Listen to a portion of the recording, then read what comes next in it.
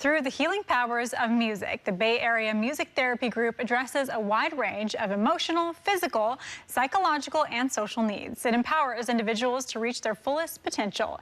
Here to share more is music therapist and CEO-owner Ian Wilkerson. Hi, Ian. Hello. Thank you so much for being here today. Thank you. This seems like such a wonderful effort that you are a part of, and I want to know everything about musical therapy. How does it work?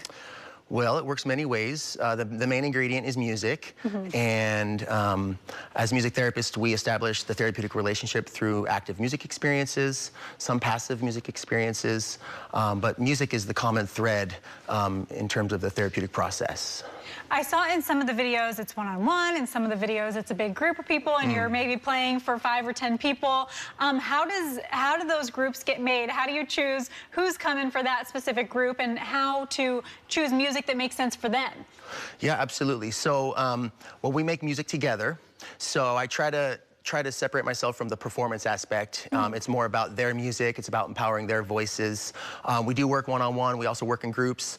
And there's an intake process, a referral process. Sometimes those referrals come from doctors or caseworkers or social workers. Sometimes they come from parents who find us online.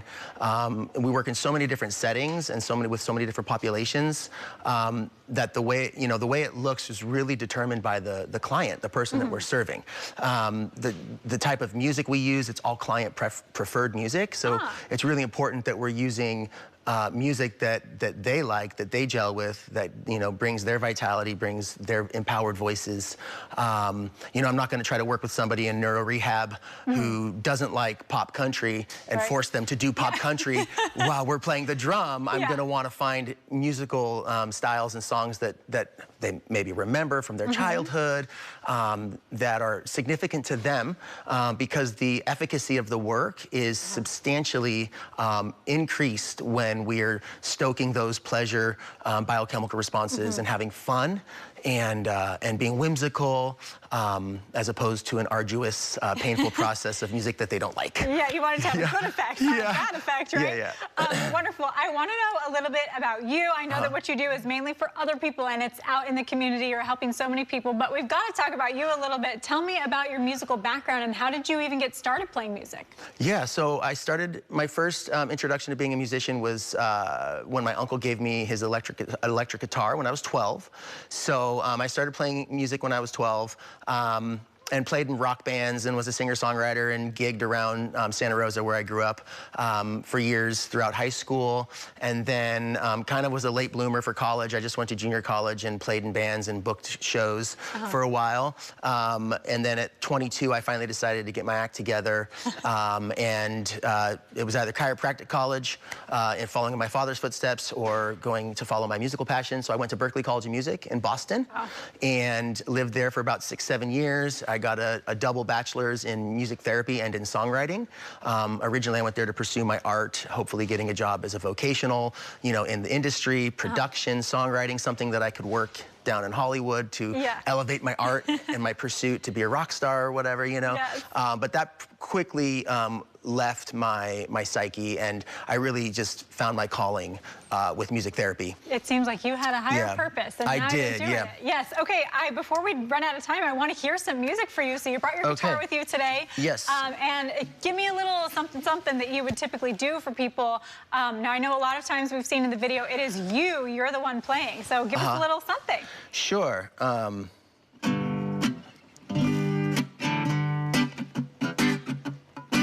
This is a good one.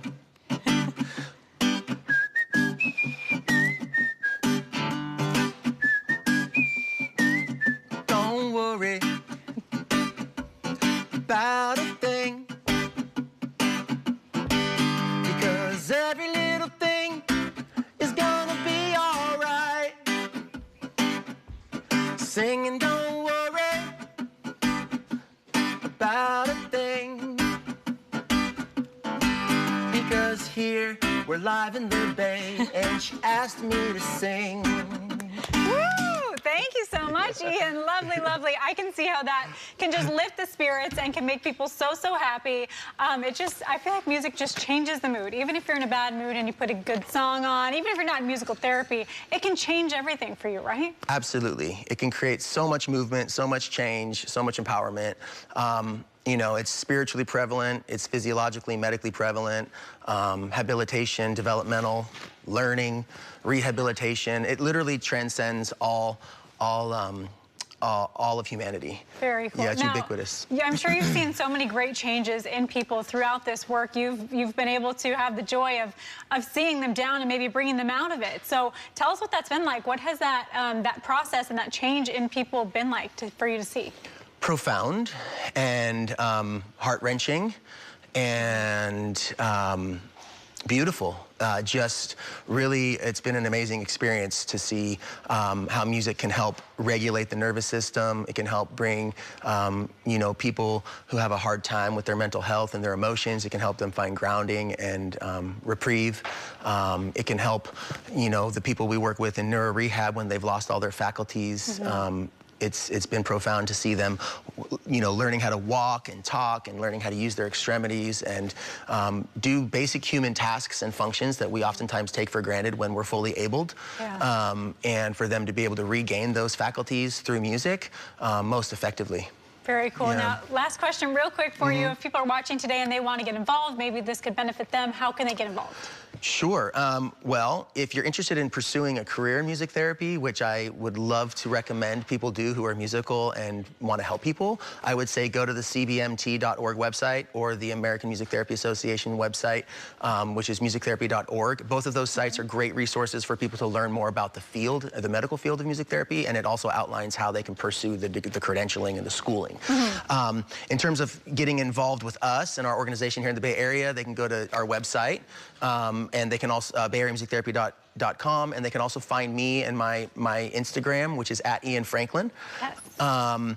And we have an amazing community event that I'd love to plug. One of our longest standing strategic alliances is with a school on the peninsula in San Bruno called Wings Learning Center.